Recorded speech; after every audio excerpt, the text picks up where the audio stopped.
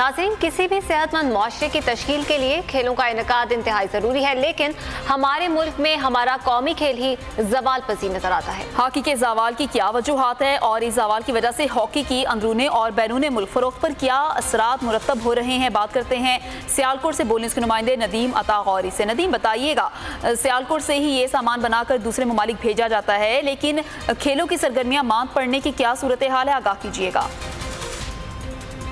आज बिल्कुल मुल्की तारीख में 4 मरतबा वर्ल्ड कप को अपने पाकिस्तान के माथे का झूमर बनाने वाला हमारा कौमी खेल आज मुल्क भर में ज़वाल पजीर हो चुका है। इस हॉकी के हवाले से बात करने के लिए मैं इस वक्त सियालकोट की उस फैक्ट्री के अंदर मौजूद हूँ जहाँ पर एक वक्त में वो हॉकी बनाई जाती थी। ये इंटरनेशनल लोग भी इसको हॉकी से खेल कर अपना फहर महसूस करते थे। इस पर बात करने के लिए मेरे साथ एक फैक्ट्री ऑनर भी मौजूद है, हम उनके साथ बात करते हैं। जी, आप बताइएगा, आप क्या कहेंगे? जब आपकी पाकिस्तान की टीम कमज़ोर होगी, लोग हॉकी खेलना छोड़ देंगे। लोगों ने हॉकी खेलना छोड़ दी, उसका रिज़ल्ट ये हुआ कि पाकिस्तान में जो भी लोग हॉकी से वाबस्ता थे उनके चूल्हे बुझ गए।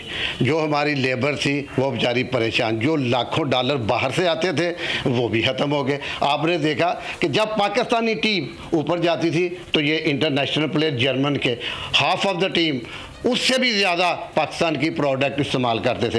अब जब पाकिस्तानी टीम का नाम ही नहीं है तो बाहर भी वो जो बिजनेस था ना वो ख़त्म हो गया। हॉकी को अगर रिवाइव करना है तो क्लब क्रिकेट, क्लब हॉकी और स्कूल हॉकी को होगा। आज बिल्कुल आपने यहाँ पर फैक्ट्री ऑनर की बात भी सुनी, उनका भी यही कहना था कि न सिर्फ हॉकी पर अदम तवज्जो की वजह से हमारी बेरोजगारी। ठीक है नदीम अता गौरी, आपका शुक्रिया तफसीलात से आगाह करने के लिए।